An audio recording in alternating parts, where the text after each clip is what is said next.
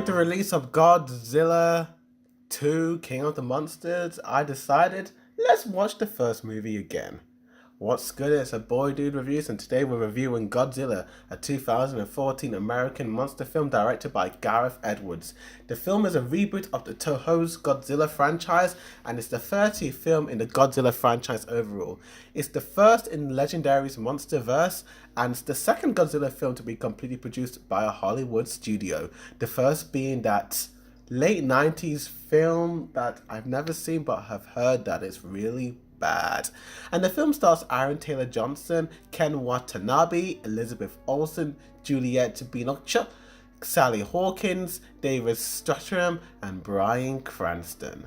Only on a budget of 160 million, this movie ended up making 529 million at the box office, met with positive reviews from critics and audiences alike, though audiences have been quite mixed as time has gone on.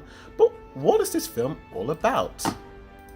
Well, Ford Brody, played by Aaron Taylor Johnson, a Navy Bond expert, has just reunited with his family in San Francisco when he is forced to go to Japan to help his father, Joe, played by Bryan Cranston. Soon, both men are swept up in an escalating crisis when Godzilla, King of the Monsters, arises from the sea to combat adversaries that threaten the survival of humanity. The creatures leave colossal destructions in their wake as they make their way towards their final battleground, San Francisco.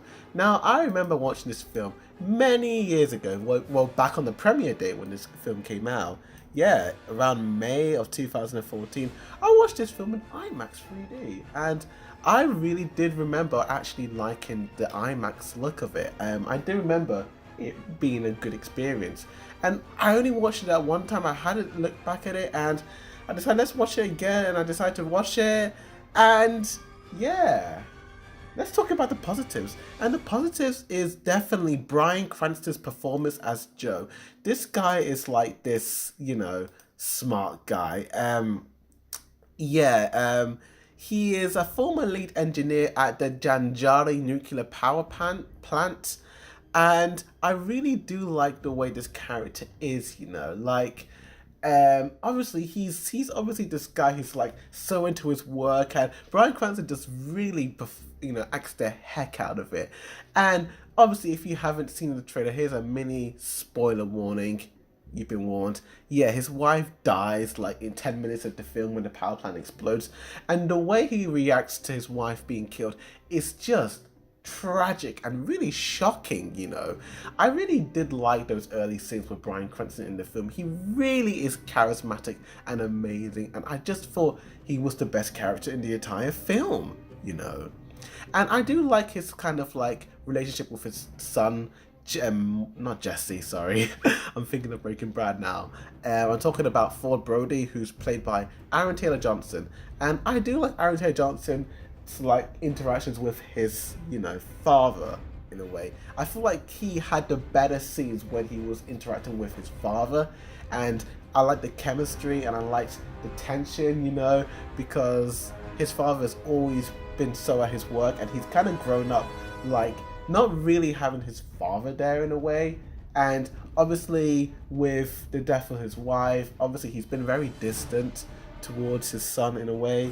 And you can see, I do feel like Bryan Cranston's character does go through a character growth, understanding that he really didn't like pay too much attention to his son or his family, and he does regret certain things. So I do really like that.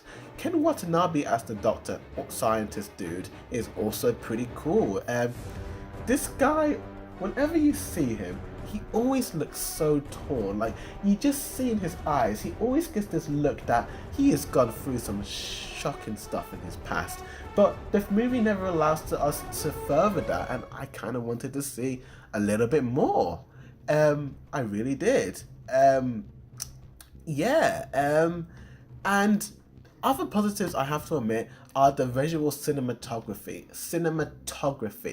The shots in this film look absolutely phenomenal. The scene with the Navy soldier guys flying off in on the helicopter, you've seen it in the trailer, and you have those blue smoke and it just coming down. It looked frightening. It looked real gritty and it just looked fab tabby dozy. I was in love with that sequence, to be honest with you. And the cinematographer, whoever he was, Seamus McGarvey, deserves an Oscar because he knows his stuff, and I just loved it. Absolutely loved it. And the sound, like mixing and editing, is also really nice. I have to admit, it's really great. But then we come to my mixed aspects of this film, and it's certain secondary characters, particularly Elizabeth Olsen's character, even Aaron Taylor Johnson's character.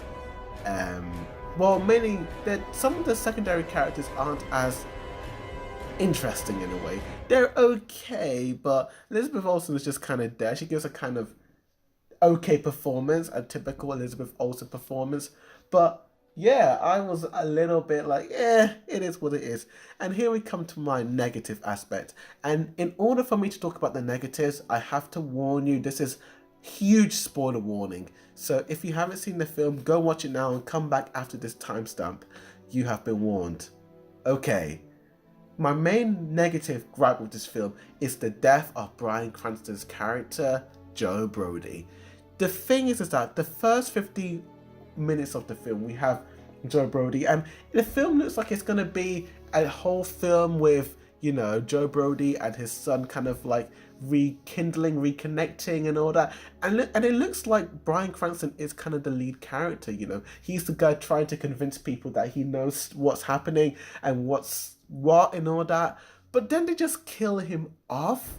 And then the film focuses on Aaron Taylor Johnson's character. And that is when the film just literally went downhill for me. I just couldn't get into full Brody, like, you know, his character.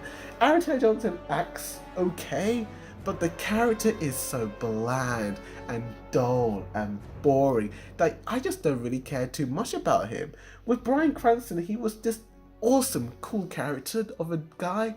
Then you switch to Aaron Taylor Johnson, and it's like, yeah, he's younger, but he's just so stiff in his acting. He's just got this really standard facial expressions, and it's just so boring watching him that I just felt like the movie screenwriters did a terrible misjustice to this.